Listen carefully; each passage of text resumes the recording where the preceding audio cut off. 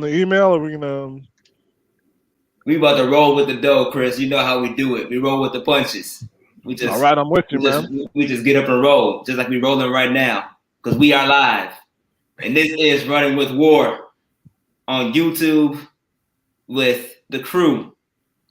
See, I call him C Breezy. That's just that's my guy, C Breezy. Chris Pennant. We got Drew, the maestro. We got one of our main guests and one of our main brothers, Gabe, back on the set. And your host, Joshua M. Hicks. And if you guys are asking about Kyle, Kyle was just blessed. He just blessed us today. It was like, I'll take the day off and take care of myself. So he let us run the show. Shout out to Big Kyle and hope you feel better soon, man. But we obviously got a jam-packed show. We got a lot going on in the sports and the NBA world as a whole. I don't even want to get into it when he's talking about brackets because I lost all my stuff. My bracket is shot thanks to March Madness being March Madness. But I want to start real briefly with, the headlines between obviously Kevin Durant and social media and Michael Rappaport, which is, Michael Rappaport. But then you talk about what's going on, like back and forth between Stephen A. Smith and Russell Westbrook and his wife. Oh man, you want to talk about headlines for days? Twitter's been going crazy just over those two topics alone. And when you talk about, we're going to start off with Kevin Durant. Kevin Durant, he's always been a guy that's a little sensitive to social media. It's a little sensitive about what other people got to say about him. He's going to say his few things here and there and troll on Twitter and everything. But for him to come at Michael Rappaport, I know Michael Rappaport's a little bit out there too. And for a comedian, he may not be as funny to me, but, he's Michael Rappaport. So you put him on a TV show, he's going to say what he says. So to see that Instagram thread, for me, it wasn't shocking on Michael Rappaport's end because he's just that much of a douchebag. But at the same time, at the same time though, Kevin Durant and social media has been a stigma. It's been an issue with him. And no matter who the person is, he's the type of person that has, said his feedback in a very provocative way in his own terms. And at the same time, when it comes public, it's to the world, it's shocking. It comes off as, very childish like behavior and things that and immature, which in some cases I do agree. But then I also wonder, how some people, sometimes that's just literally their nature, as in they want to be childish for the rest of their life. Is that who Kevin Durant really is? Like, is that just who he is as a person? And we as a society have to accept the fact that trolling Kevin Durant on social media is who we must be accustomed to for the rest of our lives. We can't expect superstars to be on such a professional level that it takes away from who they are as people. I believe that he should have handled that better, and he should have been more mature about it. Quite frankly, forget what other people got to say, because I know they be joking around and everything, but dude, you have 2 titles, you have all the bread in the world. Your legacy is pretty much cemented. We want to talk about putting together arguably the greatest team ever assembled with Golden State and creating the dynasty that was over there. And you leading that dynasty, you're going to get your jersey retired with the Oklahoma City Thunder. You're probably going to get it retired with the Golden State Warriors. If you bring a championship to Brooklyn, you're going to get that times a statue. Your legacy and your work's already cemented. Why are you dealing with the trollers, man? Even if it is Michael Rappaport, like, let him go. Let him sit his white self down and watch the rest of next Friday. Like let's have him have fun with good times and see how he did with New Edition. Okay, like let him be. He ain't on your level, bro. Just relax. He doesn't deserve the time of day. I'm interested to hear what you got to say, Chris, because I know you're very you bring the heat when it comes to these type of discussions, these type of topics, man. What was your thoughts when you heard about Kevin Durant taking the time out of his day to come after a comedian who, quite frankly, isn't all as funny as he used to be anymore? Like, what was your thoughts? What were your thoughts about that? Well, first I want to address Josh's personal beef with Michael Rappaport and his comedy. You might have to let that go, man. Might have to do what Josh is playing. Josh, first of all, you're right. Michael Rappaport is like the diet Bill Burr at this point, because Bill Burr, for all the heat he gets, is funny. Michael Rappaport knows basketball, but he's not as funny, I don't know if any of y'all watched The War at Home, but that show's claim to fame is pretty much putting an unknown Rami Malek on national TV for a couple of years. The issue at hand is Kevin Durant, and I think you hit the nail on the head, Josh. This is what we got to expect from KD. Some guys are their nature. At a certain point, you I think mentally you stop maturing, except with great effort. Um, I don't know if any of you guys watched the show Brockmire, but there was a point where he was in Alcoholics Anonymous, and his sponsor asked him when in his life he started becoming like really started drinking, and he said 14. And he's like, yeah, that's for alcoholics. When they start drinking, they stop maturing at that age. Not to imply KD is an alcoholic, but he seems to have hit that point where he's just like a 16-year-old. There's no other reason for him to drop that many SMID references in the messages that he had with Michael Rappaport, because that's a high school insult. That's a high school insult. Wu-Tang Clan used it, but even when they used it, it was more fierce. They said eat it. You know what I'm saying? They said eat a D. For some reason, that's just a New York thing that just worked. DMX would have something to say about that. You might be right, but that's also DMX is also New York.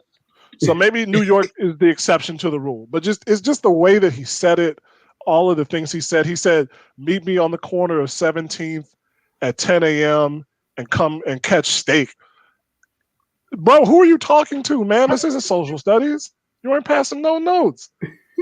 LeBron, here's how we can evaluate this. Would we ever see a story like this come out about LeBron James?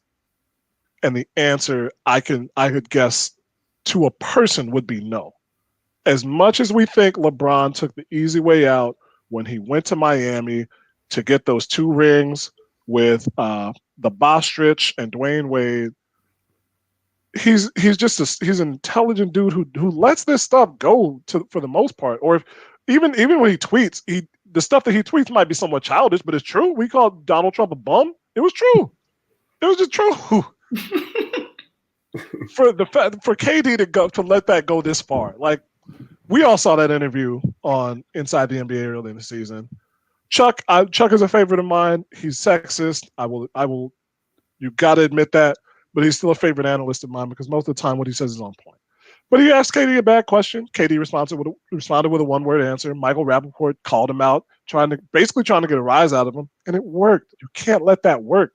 Our parents told us that in grade school. When bullies get at you, they try to get under your skin, the best thing you can do is ignore them because they fail. So why is he letting all this stuff? Why is he doing this? But he might have answered our question for us. Somebody had an exchange with him either earlier this week or last week and saying like KD is going to be just this dude who's spending most of his time like coming on Twitter for the long form dialogue. And I think he replied absolutely or all day. So he is the product of the society that we live in, where people sometimes going to Twitter is more important than the other things that you have to do. And we've all fallen into that trap, right? So the best thing that KD can do is what we all have to do. Log off, man. Just log off. Yeah, I mean, this whole thing started with Michael Rappaport calling him sensitive, and then KD essentially proved that he was sensitive. He proved it. By his response. And these messages, correct me if I'm wrong, he sent these messages to Michael Rappaport, right? To like directly to his phone. So yeah. Not only do I have a problem with Kevin Durant, coming back at a Rappaport in this way, I don't think it was worth all of that. People have been calling Kevin Durant sensitive for a long time. This wasn't the first time, and it's funny that it blew up that way. But Michael Rappaport, come on, bro. You can't release that publicly, man. Come on, man. Come on, man. What are we doing? You got to keep that in-house, bro. Because I think I don't want to call them friends, but if I read correctly, they have a certain relationship where Durant actually got Rappaport tickets to one of the finals games when he was in Golden State. So, I mean, there's some history there. So the fact that it got to this point, it's kind of crazy. It's weird, man. And You know, we all wish that our superstars could have thick skin. You know, you brought up LeBron, Chris. LeBron is trolled every second of every day, it seems like, man. You know, he'll respond every once in a while, but nothing to this extent. Like just little, you know, little petty things here and there, you know, like last season, the whole Wash King hashtags and whatnot. So he'll respond, but just in a different way where he's definitely not throwing out misogynistic terms or, you know, for no reason, just falling back on, like you said, stuff from high school, you know, like rebuttals in that way. It's not worth it, man. And it's, you know, you got more to worry about. You ain't played basketball. How long has it been? A month or two? You with the new team, you got new all-star teammates. Just let that stuff go, man. It's not how you feel about yourself is more important than what Michael Rappaport thinks about you or anybody else in this world, man. Like, just let it go, bro. It's not that serious, man. Yeah, I think it will be. I think if obviously we know this is part of what KD has accustomed to. He has a history of this, but I think what made it so worse, obviously aside from the fact that, like you mentioned, Drew, Michael Rappaport took it to another level by even releasing the images of of the messages that were being said. That was unprofessional. That should have been done. But the fact that KD responded with such misogynistic, you know, language, and even though this was something that happened, I think a year ago, they got released. It was such bad timing because of the times that we're in right now. When you're talking about the racial injustices and the Stop Asian Hate and things of that sort, like it's such a prime, unfortunate time frame for this information to come out, which makes the situation that much more worse considering the times that we're in. Gabe, I'd love for you to comment on that aspect of it, because I think that is a component that, from hearing professionals talk about this, hasn't really been brought up, was the fact that, you know, the time period that we're in, and even though it happened so long ago, the fact that it's being brought up now in an era and a time frame where so much hate, so much discrimination and racism is so prevalent and bold and on this and in front of us at this present moment, it just didn't make the situation any better. Absolutely. It didn't make it better at all. And then you add the fact that we're talking about a guy that's not just a basketball player, but is a businessman as well. You know, is doing excellent things with programs such as the War Room, putting people on game, you know, young athletes on how to take advantage of their opportunities off of the court, in which their on the court talents have blessed them with, in addition to being an investor in many, you know, different lucrative endeavors such as Postmates and YouTube and so forth, you know, because when he went to the Bay, it was bigger. It was always a move to me. As much as it was about winning championships, it was a business move too. And he put himself in a position where he was fortunate enough to build 35 benches like you see now. But in response to what Chris was saying in regards to how you would never see LeBron react that way, well, I have a rebuttal back in that regard. Lions don't get concerned over the opinion of sheep. Ever since LeBron James walked into the NBA, he was always regarded by many as the best player in the game. And while it may have taken him a 3.5-year period, a 4-year period to gain that title officially from the masses that be, he was always respected. Like he didn't really have to, like, all the personal insults.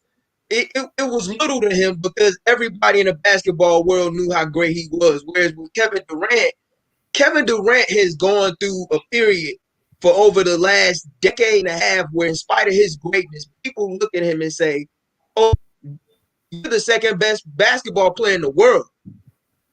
And some people will completely ignore his contributions to the game. And I'm not saying that excuses his immaturity. However, I do feel like that's why you see a lot of this FU mentality when it comes to how he reacts to fans on social media, how he engages with celebrities across multiple platforms. And this is dated back as far back, I would say, as the 2012 NBA Finals, when he's doing a cover story with SI saying, "I'm tired of being second." And I think this is where all of this stems from. It's like he's had so much energy and hate thrown his way. He's gotten to a point where he's like, "I don't even give a you think. I'm going to say how I feel, and you can either take it or leave." Now, is it the thing to say in this day or time at any time? No, it was very immature on his part.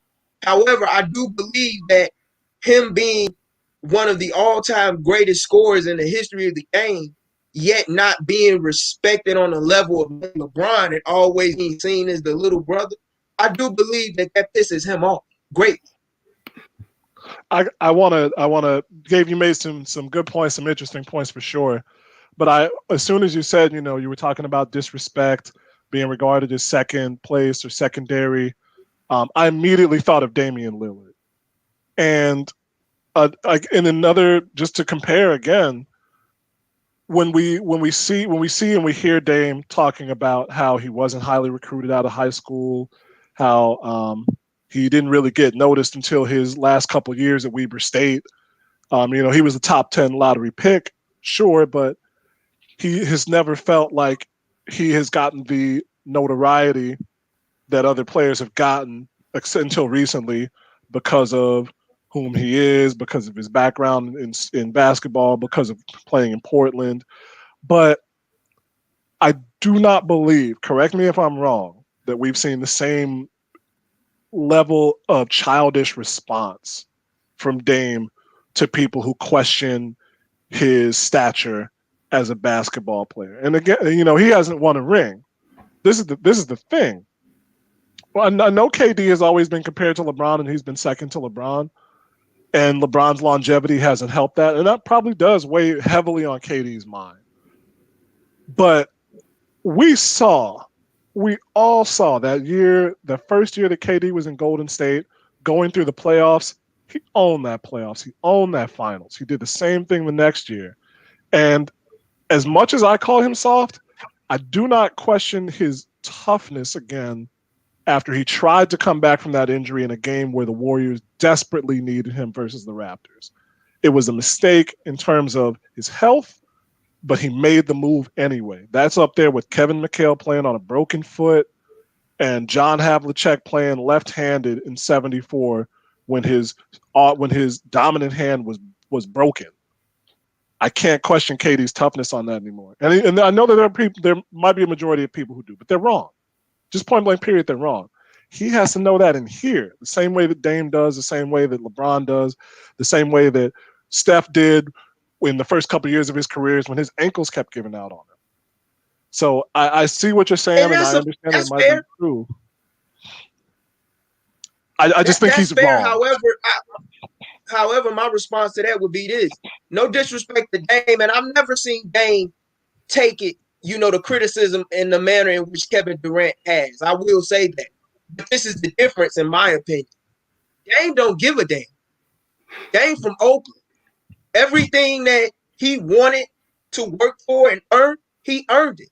And anything that you told him that he couldn't do, he was just like, well, I'm going to show that on the court anyway. If you just disregard me, you disregard me. With Kevin Durant, I think he takes it more personal because we're talking about a guy that was a McDonald's All-American, a guy who was a freshman of the year, national player of the year in college at the University of Texas, and a guy who got picked second overall in his draft class behind a guy by the name of Greg Oden, who many people also regarded as the top player in the country when he was a freshman in college. So, like, every level Durant has been on, he's always been regarded as like a great player. And he's been well respected. However, it's always this thing where you're not number one in the eyes of the public. I'm not saying, like I said, I'm not saying makes his comments or remarks right. He definitely does need to learn how to handle those situations better. However, I just don't believe as though he really cares to.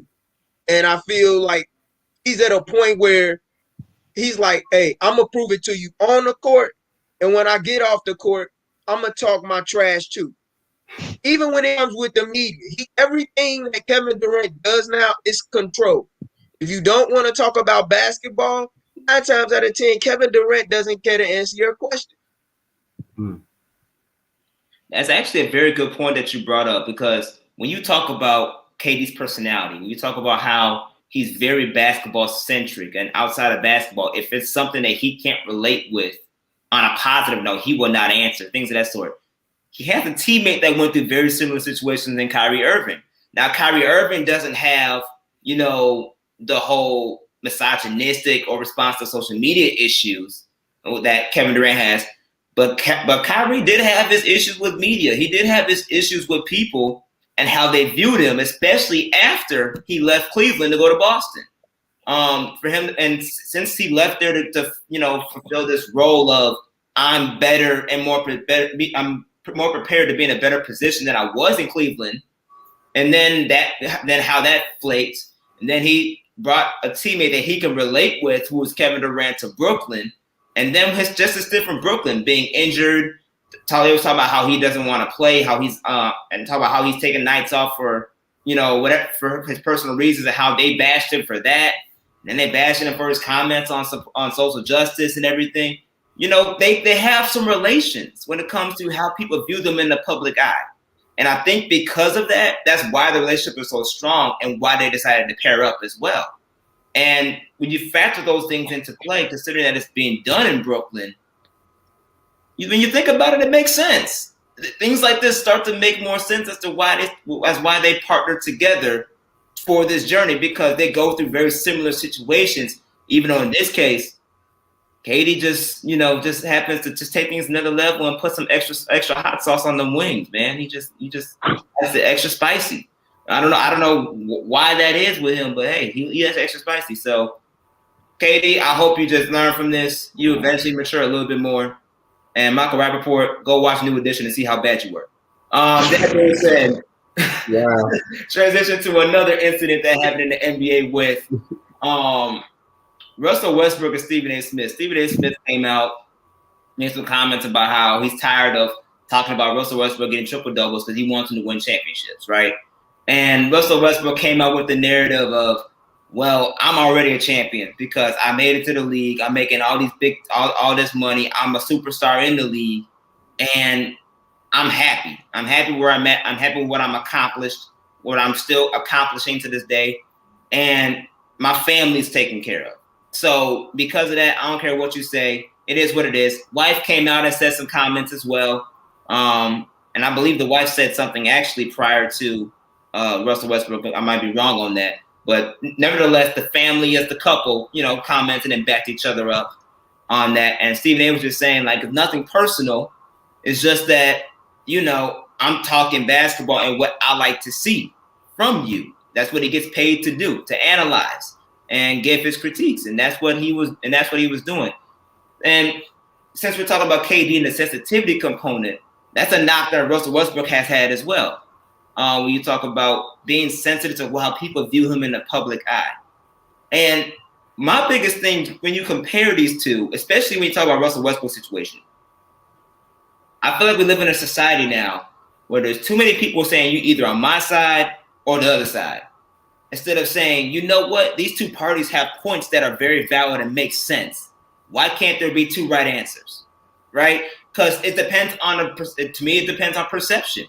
Russell Westbrook is viewing this thing as, I've been in the league almost 10 plus years now.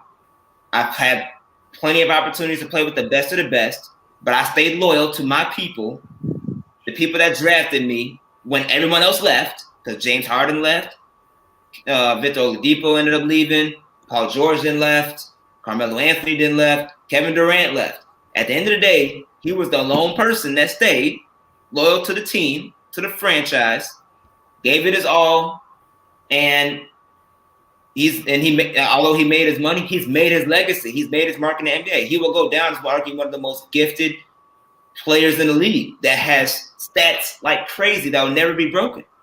So you talk about a legacy that's being cemented. I think there's other ways aside from championships to cement your legacy in the NBA, and that's one of them. Now you can critique about how he didn't push hard enough to get other top tier talent to play with. He didn't push hard enough to get even better coaching to go with the talent that he was playing with. You can talk about how he didn't put enough pressure on the front office to get what he really wants if he was all about winning. Yeah, sure. You can make those arguments. We want to talk about, at the end of the day, what his career is going to be. He's going to have Hall of Fame numbers. He's going to get Hall of Fame ballots, and he will most likely be a Hall of Fame. That's what it is at the end of the day for him. His legacy is cemented.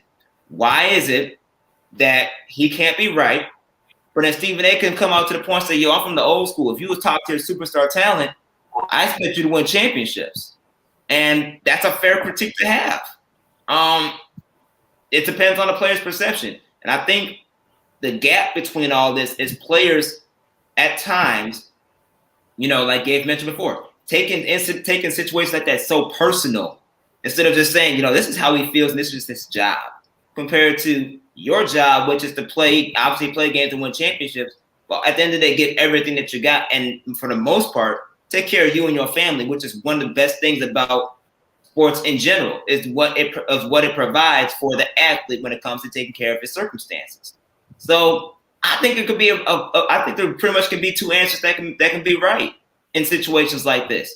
But this blew up in such a way that it created a divided line that, quite frankly, I'm not cool with and I don't like.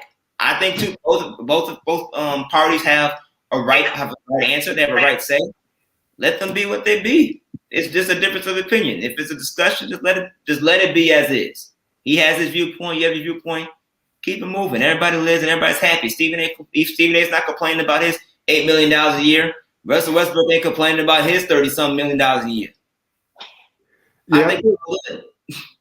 Yeah, you ran down a lot of his most notable teammates. So his lack of a championship is not for a lack of talent necessarily, and it's just I think this is a part of a larger discussion that has become prevalent in the NBA, especially where everybody's judged on their championships. I don't remember it being like that when I was a teenager, when I was coming up, watching Jordan and Barkley and Ewing and Miller. Like, of course, they talked about championships, but that is the goal, that's the litmus test now for greatness is, did you win the championship? And I think that Russell Westbrook is just simply this generation's John Stockton, who just happened to be in the same company as the LeBrons, as the D Wades, as the Steph Currys, as the Klay Thompsons, as the Kevin Durant's when he went on about his way to Golden State. And when I say that, it sounds like I'm trying to give him a pass. I'm not trying to give him a pass, and I don't believe that he ever pulls his punches. Russell Westbrook goes 100 miles an hour every game, whether it's a game in March against the Indiana Pacers or a game against the LA Lakers in the Orlando bubble. Now, the results might differ, but that's not because of a lack of effort or a lack of trying or a lack of want to. I just, like you said, Josh, it's okay that Stephen A has a point of view that may be in conflict with Russell Westbrook's point of view. I didn't like that it got to where it got to. I think that Stephen A, I understood what he was saying. At this point in Russell Westbrook's career, we want to see him on the bigger stages. We want to see him succeed because he has been one of the premier talents in the league. But for him to say that when he did was just the wrong time, it was bad timing. The man just had one of the, the first 30, 20, 10 games since Magic Johnson, I think in the late 80s. So this is one of those things where, get this man his roses for the day and maybe save that for another discussion at another time. That being said, and it goes back to this a little bit of sensitivity. Like, I understand where Russell Westbrook was coming from in his response. Like, I'm not as concerned about championships. Of course, I want to win them, but I've already won being from where I came from, the dreams that I wanted to have, the player that I aspired to be. Like, I am that now. So it's not all or nothing for me. So I get both sides of the discussion.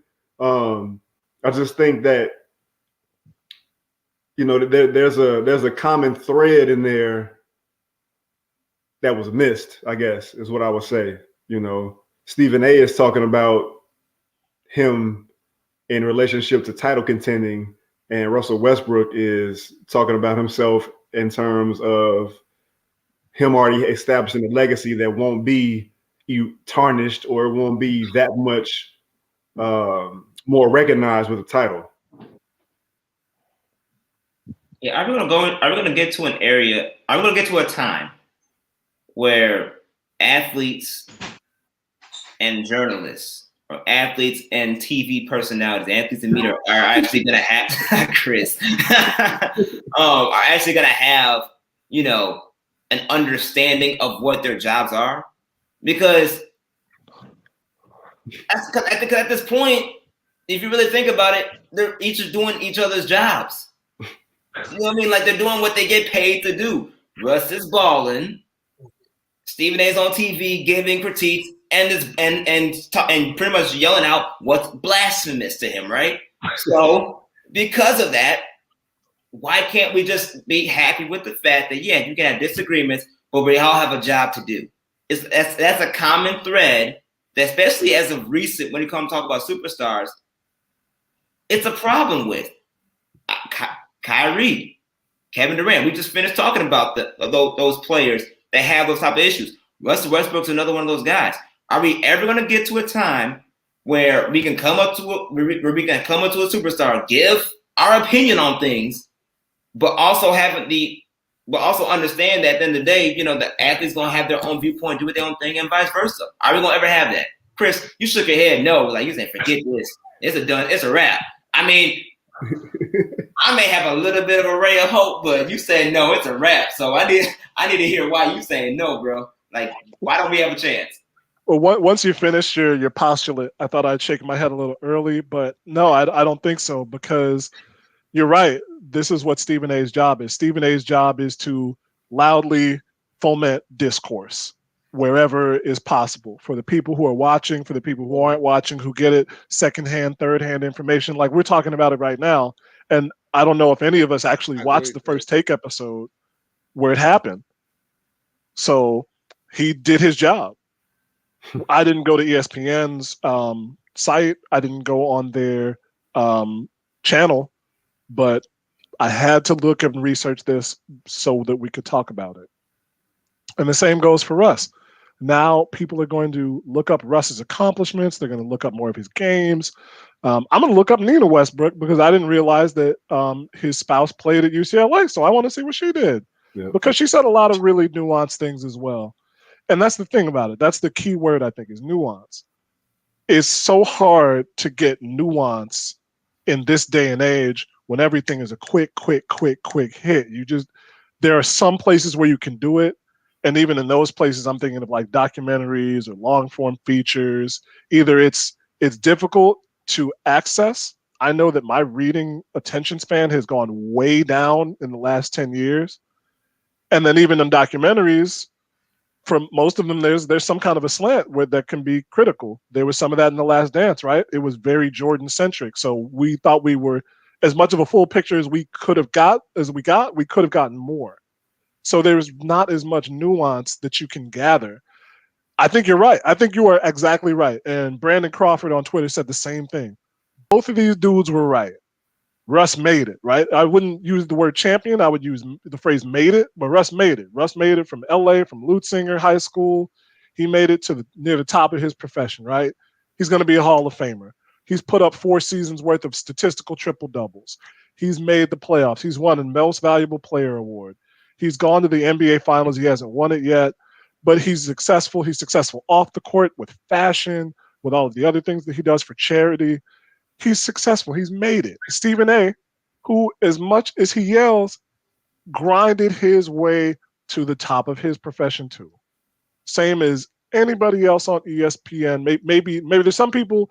You know what? I'm going to walk that back. People who are on ESPN, for as diluted as the coverage has gotten, they grinded hard to get where they are. Right? They did. They just did. So Stephen A's assertion is correct, even though it might not be the same as it was in the past. When there's 5 players on the court and 12 players on the bench, the 1/12 percentage of people has so much of a greater effect on the team, as opposed to football, where you're 153rd, or baseball even, where you're 1/9 and you come up maybe 4 times a game with a chance to affect that outcome of the game. So it is somewhat disappointing that Russ, for all of his gifts, hasn't won a championship yet. Some of that is his position. I don't know if there's a team in history that has won with the point guard being their best player. Bulls should have, but we won't talk about that. But I just, I don't think that he has any shame about that. If he does, he seems to have worked it out with him for himself. And Stephen A can be disappointed that he's not a champion in terms of winning. They can both be right, but there's not going to be any commonality. There's not going to be any common ground found on that because it's not what it's about. We watch these things for narratives. So no, Josh, it's not going to happen. It's unfortunate, but it's not going to happen. Change my mind, Gabe. Change my mind. Change my mind. Give me some hope, man. Is it possible? Is it possible?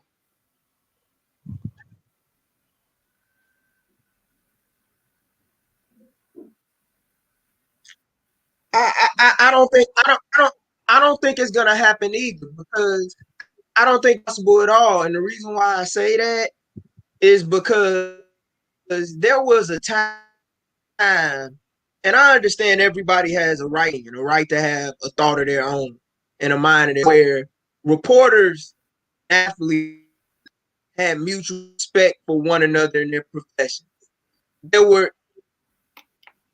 It was a time when certain lines would never get crossed. And when you're talking about players who have never won championships, the piece.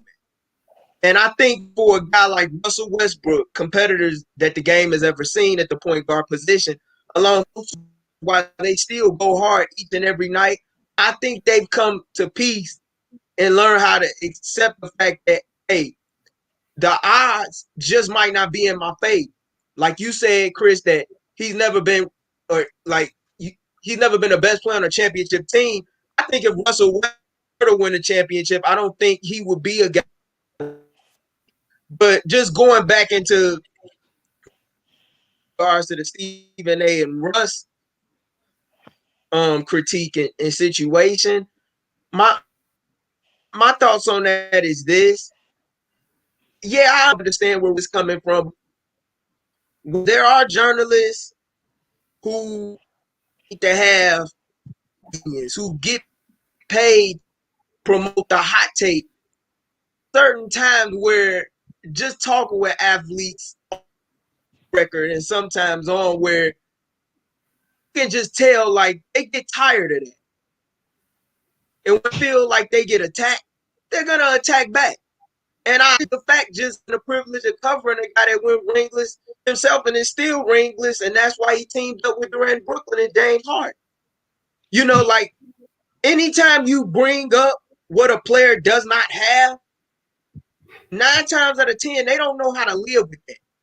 It's a reason why you see most athletes who don't win rings typically just recluse and fade to black as their career wanes.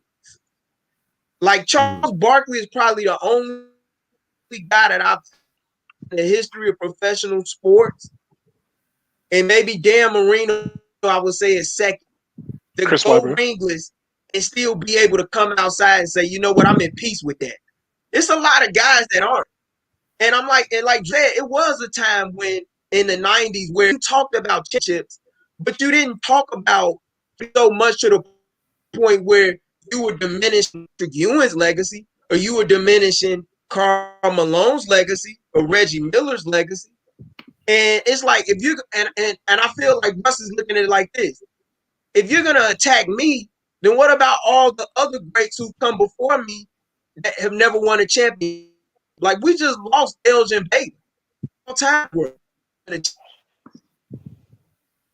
You know, I mean it's a conversation that's interesting to have, but rings culture and narratives, I understand that it's what makes and shapes the game that we love, but sometimes it can create a big, massive divide. And you oftentimes find yourself wondering if you're a purist or novelist of the game, like, do they even respect me? Or do they're watching on a night-to-night basis? And what to the art itself?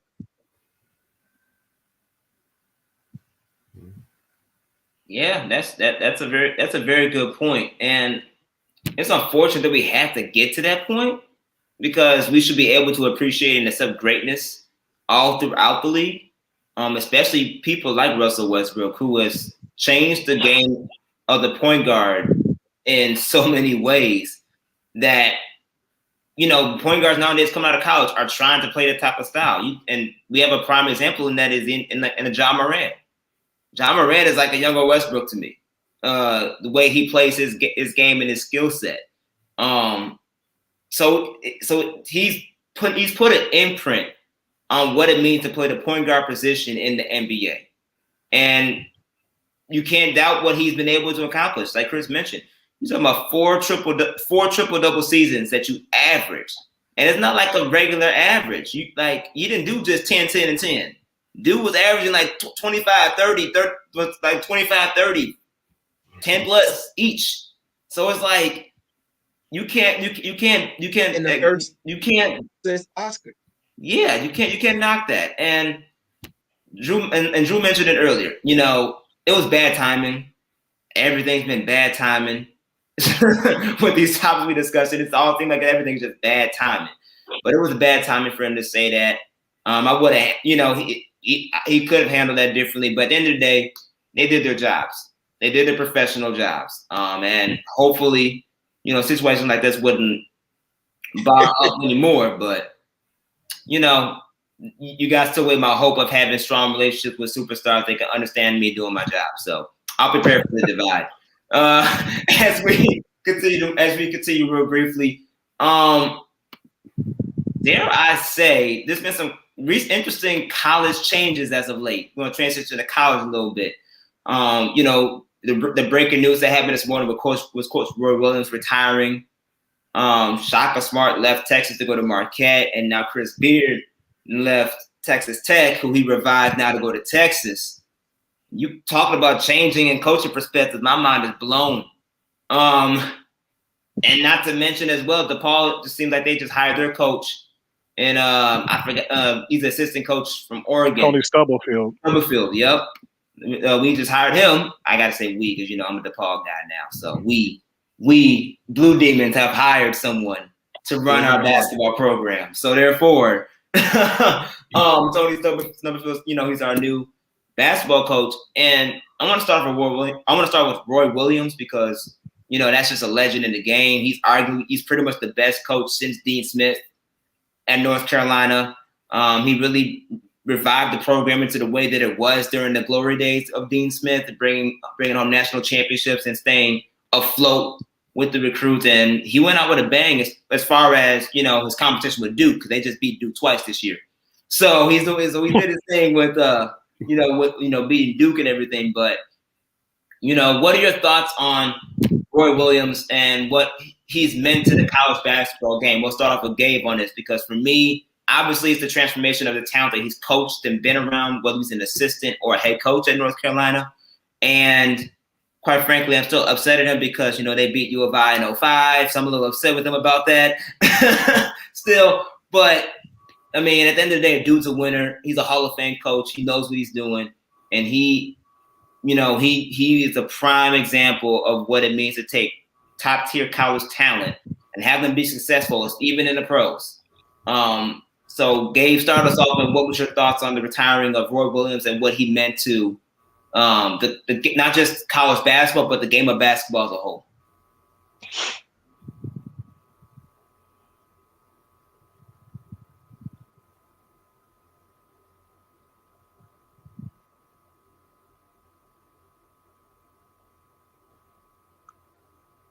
There we go. Did we lose him? He's trying to come back.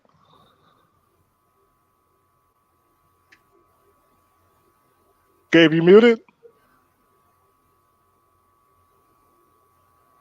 Nah, I think he just it might be connected issue or something. Go ahead, Drew. He's checking it right now. Roy meant a hell of a lot. I think he's the only head coach in college basketball history to take 2 programs to at least 4 Final Fours. Like everybody always associates Roy because that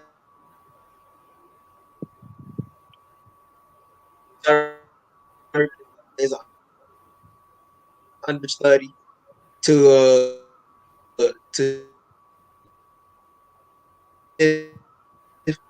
but when he went to Kansas,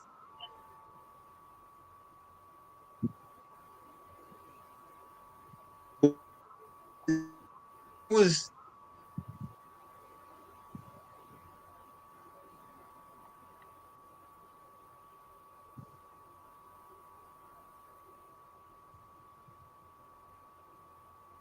Yeah, man, he was making a good point too. Just losing it on the Wi-Fi.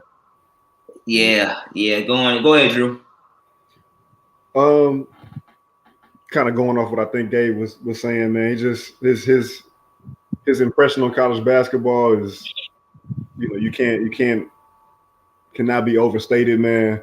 I believe he's the first coach to get 400 victories at two different schools, three championships with the Tar Heels. He seemed like a player's coach, man. Like the type of guy that's gonna get the most out of you. He wasn't. I know he's kind of known for not cursing. I think that was the big thing, which I find very remarkable as a coach, coaching young men, man, who can sometimes get under your skin with maybe a lack of discipline, probably on and off the court. So I always admired that about him. Just the way it seemed, his rapport with his kids, with his players. What was it? 33 seasons, 33 years as a head coach. It's a long time, man. That's a long time. And if we want to start getting into, like you guys, I think Gabe was also starting to say the amount of guys that he's coached that have gone on to play in the NBA. I think it's 21 players drafted in the first round of the NBA draft. That's the third most of any coach during that time frame that he's been in. Calipari and Krzyzewski are 1 and 2 on that list.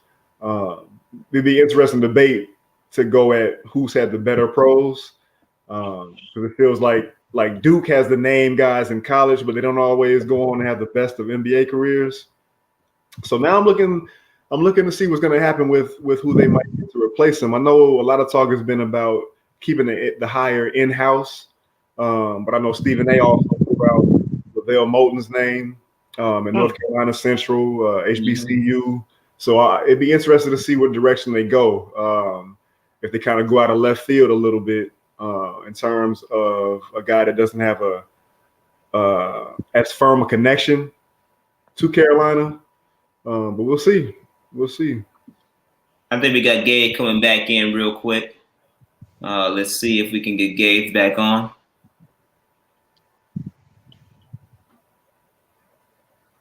Gabe, you good, man?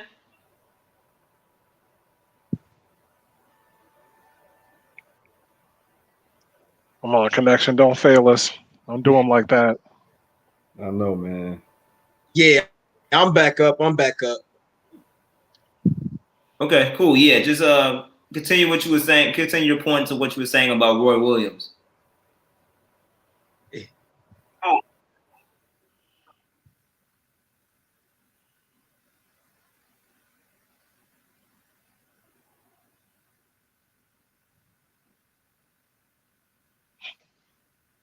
Can y'all hear me? Yeah, we got you. Yeah.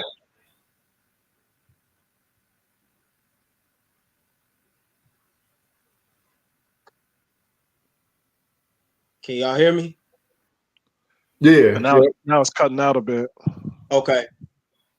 Yeah, I mean, like with Roy, I mean, he was a pioneer, not just in North Carolina, but in Kansas as well, leading them to Final Fours, produced NBA pros up out of there.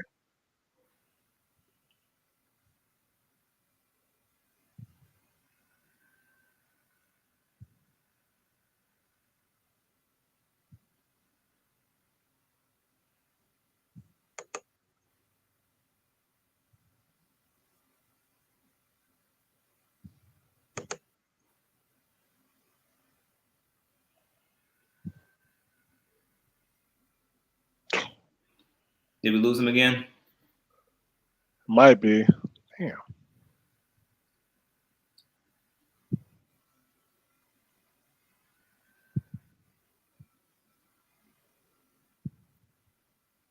Yeah, we'll get back to you, Gabe. On we'll get back to you on that. Hopefully we can figure out what's going on with you on your end. But Chris, give your viewpoints on Roy Williams, what he's meant to the game of basketball as a whole, and you personally, because I know you agree with me on how he messed up U of I's only championship run. So give your thoughts on Roy Williams and what he meant to the game of basketball. I mean, I absolutely hated those Kansas teams because they got U of I out the paint a couple of times. And then he went to North Carolina and beat them in 2005 when that was the one. That was the team, man. I really thought that was the team. Yeah, we got you, man.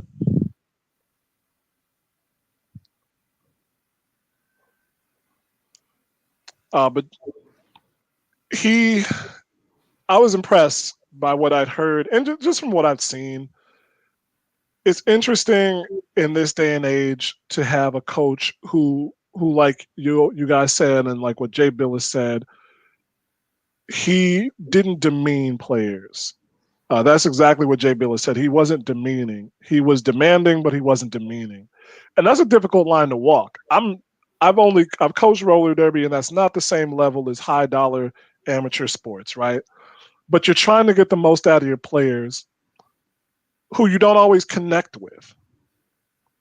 And so it's hard to walk that line of how do I get the absolute most out of this person who might not be my best player, but let them know exactly what they bring to the table and how what we need them to do, and also that they're a part of this team without really getting up in somebody's face. We saw Bobby Knight win championships at Indiana, but ultimately he was brought down by the strength of his own personality. And then with other coaches, we just see them going outside the guidelines of what the rule set is. No matter how corrupt the NCAA is, we see them going outside of the accepted guidelines. I'm talking about your Rick Pitino, Art Briles in Baylor football, and even recently with the news from the women's tournament, the comments from Kim Mulkey and Gino Auriemma about testing for COVID-19. We never heard that from Roy Williams, as much as he went to North Carolina, and I was so conflicted because I hated him from Kansas, and I was like, I gotta like North Carolina because Jordan, right? But then I got to deal with these North Carolina teams and Tyler Hansbrough and all these other cats. But he made those teams great, and he was a great coach. I think it's funny that he got to Kansas the year after, or the fall after that Danny and the Miracles team in '88, and Kansas was immediately put on probation. And I say that because he had to kind of work back to get to the pinnacle of the Final Four. And I say that's ironic or coincidental because it's quoted that right after Dean Smith won with North Carolina in '82, Roy Williams went to Coach Smith and said, now they can finally get off your back about not winning one. And Dean Smith said to him, he's like, Coach, I'm no better coach than I was 5 minutes ago. And so Roy Williams had to go through a similar experience coaching for 17 years until he won his first championship in 2005. And then he won again in 2009, and then he won again 8 years later. So it's incredible. I think it's hard for me to say what he's done because I don't know how many coaches are going to be able to follow that same mold. And I also don't know how many coaches on the men's side, on the women's side is different because entrenched coaches their system works pretty much forever. There's the cult of personality that's going to enable them to get recruits on recruits on recruits, which is what you see with Stanford and Mississippi State now and Baylor and Connecticut. But I don't know how many coaches that we're going to see last as long as Roy Williams has or as Coach K has. Even, Nolan Richardson and John Chaney before them. I don't know how many coaches we're going to see stay 30 years at the same school. Mark Few might be the last. So I think that might be Roy Williams' most enduring legacy. Longevity. Go ahead, Gabe. If you're good to still talk, give your view, continue with your viewpoints on That's Roy Williams. Point.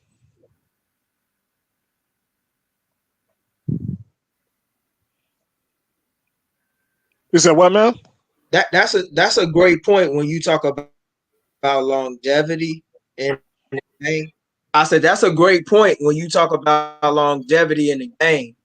With Roy Williams being able to stay at a school for over 3+ decades. I mean, you don't see that too often now, especially in an era where it's all about the dollars, who the hire for your services as a coach and what you bring to the table. And yeah, Mark Few is probably like one of the last ones. But about Roy, I mean, what made Roy special was just the talent that he was able to lead. You know, from some being relatively unknown to the NBA. In addition to the if I'm not mistaken, if you count his years as assistant, Roy Williams is 70 years old. He's been in basketball for over 50 years.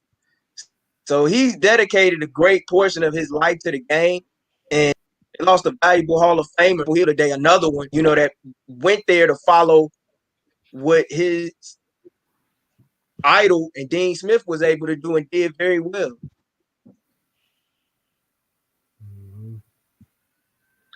Yeah, that's true. Roy Williams has done a lot of great things for young stars. From you talking about the Jordan days when he was as an assistant coach to all the way up until now.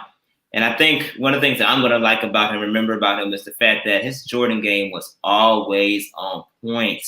Them J's was on point at the bench, boy. He had all the latest J's, all the latest retros. And when it came for him to get his swag on the court, you came in here with a nice 3-piece suit, but with the J's on, you already know he's gonna coach a mean game. They was ready. Yeah, He was ready. He was ready to bring the heat. So I know, I wish him happy retirement. Obviously, Hall of Fame coach, Hall of Fame career, well deserving. But we talked about other coaches that have replaced their old constituents. Talking about Shaka Smart, who's left Texas, now he's in Marquette. Talking about Chris Beard, who left Texas Tech and now is taking over his job at Texas. North Carolina is now an open seat. And Drew, you mentioned earlier about how you wonder who can fill in that role, whether it is Hubert Davis, which I think is a good option since he has been there and has, the coaching experience with Roy Williams, but also playing experience since he did play in North Carolina. But LaVelle Mosley from North Carolina Central sounds like a very good option to me. I'm really feeling that, especially considering what he's done with the HBCU program down there. That Stephen A. Smith and Chris Paul highlighted through the Undefeated at ESPN. He's an incredible guy, and he's a guy that's reportedly has a lot of North Carolina connections. He can recruit. I think it's at least an option that they should really consider. And at the end of the day, they need to put a brother in the seat. You know me, I'm all for my black coaches. So we got to put a brother in the seat to carry on that mantle. But the names that have popped up for sure, Hubert Davis, potentially maybe looking at a Jerry Stackhouse who used to be there. I actually think that whoever is the coach or ends up being the head coach at North Carolina, they look at maybe bringing Vince Carter back in some type of assistant coach or strength and conditioning type of role. Bring them back to the college ranks and get these young guys bounced back up in the air so that way they can participate in these college dunk contests and everything. I think that'll be pretty interesting. But I like the idea of LaVelle Mosley coming to be the head coach of that, or even Hubert Davis. As of right now, those are the two names that I know that are being reported as top tier targets that the school may consider. What I want to know what you guys think about that, especially you, Gabriel. I want to see your viewpoint as far as who do you think would be a good ideal candidate to take over the mantle that Roy Williams just pretty much picked up from the bottom up again, considering how North Carolina dropped off after Dean Smith before he came back. and raised the bar back to North Carolina basketball what it truly is? Who would be a good ideal candidate to try to maintain that North Carolina basketball legacy of a winning culture? From a storyline standpoint, Jerry Stackhouse to his alma mater to coach at Chapel Hill would be pretty cool. But I really believe that Hubert Davis is the guy. He's a guy that knows, the game through and through. He's been involved in the game as an NBA pro, as an analyst, stepped down in a role, with ESPN to go back to Chapel Hill and serve as an under. I know very surprised with just hearing some of the remarks that I've heard about LaVelle. Like, he's very loyal and he's as real as they get. And what he's built, in North Carolina Central, I believe is where he's at. It's remarkable to watch and see. And I don't think that he would just want to leave that, even if one of the Power 5 schools and the biggest one in the state would come calling, because of just the network, and the relationship that he built with so many brothers down in North Carolina, off his reputation and whatnot. So I really think Hubert would be the ideal guy for the role. I like what Gabe said. I think that's important to build, especially with more of the spotlight on HBCU athletics recently with the hiring of Deion Sanders at was it Alcorn State? Jackson State. I know Jackson State. Thank you. HBCUs. As much as I wasn't the guy who had that experience in any way, shape, or form, it's important. It's important to Black people in this country that HBCUs continue to go strong because of, like we discussed, the climate that we're in kind of magnifies that importance. So I think it'd be really cool if he stayed there and continued to build on it. He's gone to the NCAA tournament 3 times, I believe, and they're still looking for their first win. But this is a school with a lot of history. I think somebody can check for me if I might be wrong, but no, Joe Dumars. I was going to say Joe Dumars went there, but he went to McNeese State. I know there was an NBA pro who went to North Carolina Central. I'm going to check it later. The reason that Stack or Hubert Davis is the likely candidate is because North Carolina people hire North Carolina people. We've seen historically. The coach that Roy Williams replaced was Matt Doherty, who played at North Carolina. It is just the way that the school works in history. You read the Jordan rules. Mike, when the Bulls were looking at the trade deadline to add a piece, wanted a North Carolina guy. He wanted to get Walter Davis. He wanted to get. They were thinking about bringing in Doug Moe to coach, who was a North Carolina guy. Mm-hmm. And I think that there was some beef, there was some friction because the deal he thought for Walter Davis was done, but Doug Moe was at Denver at the time, and he held on to him. So he felt a bit betrayed because there's that kind of code of Carolina powder blue. But those are the most that's why you're going to see one of those guys get the job. Jerry Stackhouse has been doing very well recently in the amateur ranks. I don't know if he would get the head spot right off the bat, because usually when you have that loyalty, there's always this kind of a system of patronage of it's been your time. So I wouldn't be surprised. I would be surprised if Hubert Davis didn't get the nod. Yeah, man. We'll just see how that goes with that, and hopefully, obviously, North Carolina, we know they're going to make the right decision for their program, considering what Roy Williams and the history that they have with that program. So we'll just see how that goes, and transition real briefly before we close out to a school that does not hire its own people, and DePaul. we have a history of not doing it like that, unless they were pretty bad in the beginning, but they brought you back anyways because they just need to do another fill-in, and then you do bad and get fired again from the same location.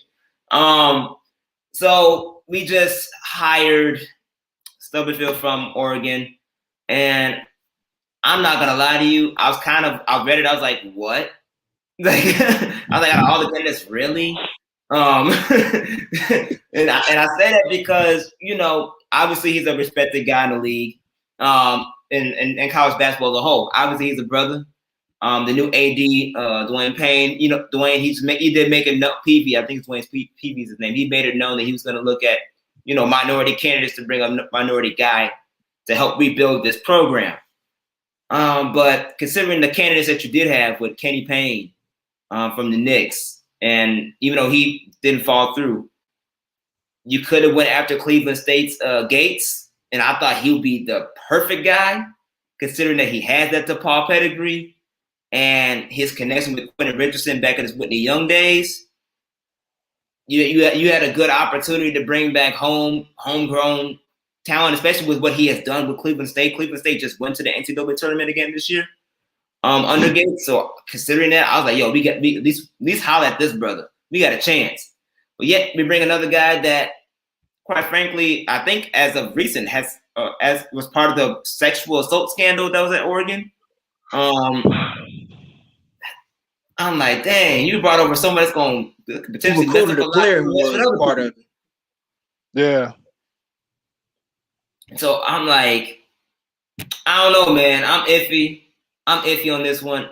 I hope it works out. But what were you guys' thoughts? Starting with you, Chris, as far as what went through your mind when you saw DePaul and Stubberfield in the same sentence?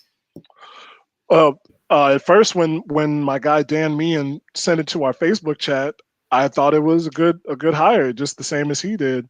Oregon's basketball program has taken off under Dana Altman, and Tony Stubblefield's been there the last 11 years as an associate head coach. So that's pretty much a crucible for learning how to do things. It doesn't always translate into success, but at the very least, it's a quality hire. Then the news comes out that he recruited these guys who were part of this sexual assault gang rape scandal. And you got to address that. I don't want to step in a hole here, because part of me wants to say you got to let the dude go. If Major League Baseball teams are willing to let guys like Beltran and Alex Cora go after the Astros cheating scandal broke, this is much more important than that. But on the other hand, part of me wants to say is he addresses it in totality and gives at least a good reason for what happened and why it happened and his part in it, then maybe you can keep him on, because you can't ignore something like that. You can't ignore something like that anymore. That's what the last decade plus, actually less, I should say, the last decade or less has taught us. You can't just let sexual assault slide. You can't. And that's from the school's perspective. That's from the organizational perspective. You can't hire people with this knowledge known and expect that people are going to forget about it. That's going to screw your program up. But, oh man, I really wanted to address it outside of that bit of news, but you can't. That's the thing. You can't parse that. So it's iffy right now for me. In terms of basketball, it's a good hire, but in terms of what he did, what his part is, it's not a good look at all. Yeah, I mean, I don't have a ton more to offer on the situation. Josh, you're much closer to it than we are. Chris, you just made some excellent points there. I guess we'll see what happens. What kids he's able to draw to that program. If he's able to convince their parents that situation is in the past, and was maybe a one-off, maybe a bad decision, bad judgment on him and Dana Altman, or just some more clarity with what went on in that situation, man. Part of me also is just kind of looking at it like is this further example of the lengths that colleges, professional sports organizations are willing to go to win? How much are we willing to overlook? We make a lot of cases, or some people make a lot of cases for sports not really mattering, but every day we got a different example. Not, a lot of times it's not in a negative context like this, but it's clear that a lot of times people are willing to look the other way if it's going to mean more wins, deeper runs in the tournament, better shot at winning more money. Exactly. Yes. Yep. You're absolutely right. We know that's King Chris for sure. But I mean, we'll see. I guess time will tell, man. I wonder what the reaction is going to be tomorrow. Now that everybody's kind of had some time to digest it tonight, and what that coverage is going to be like. Because I'm sure he's going to answer those questions.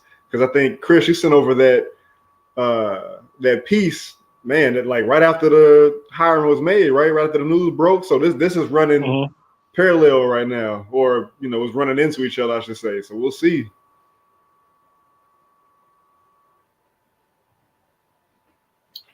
Yeah. Just as I say, Paul,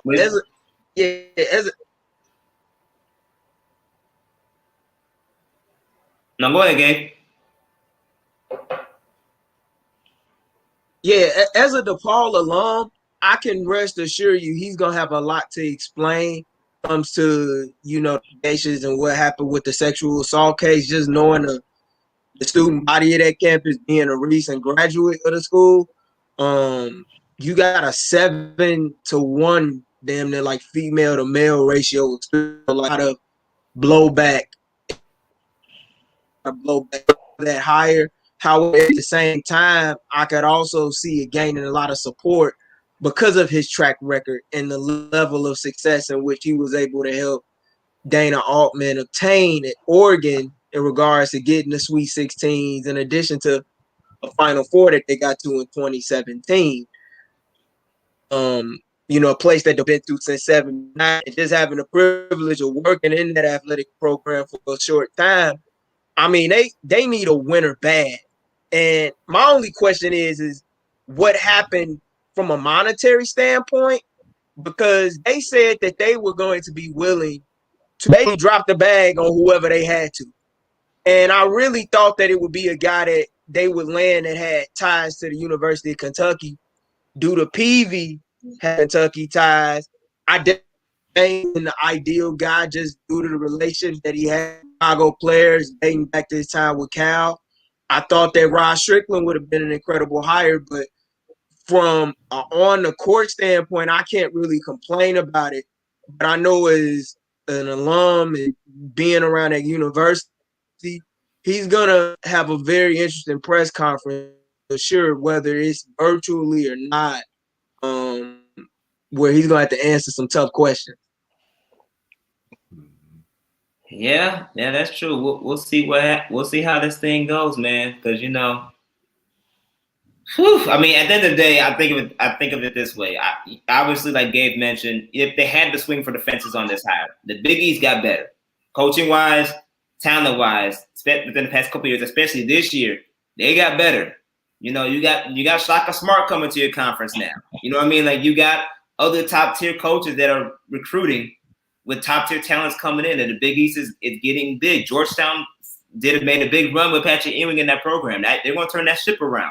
So you guys, as a DePaul current DePaul student and DePaul alumni on this show, we demand that our school turn this thing around. And if he can do it, great. But that sexual assault, man, yeah, we'll see how that goes. Because we're Blue Demons for a reason. That being said, it's long over. Everybody, continue to check out what we got going on with WARR Media, RealRegalRadio.com, WARR on Anchor and all podcast platforms, including this one. You name it, streaming. We're all over the place. We're doing big things. We just out here grinding, doing our thing. Drew is over here killing the writing aspect. Chris is just being special on the mic as always. You gotta say something, Chris, we need you to start writing again, man. Come on, man.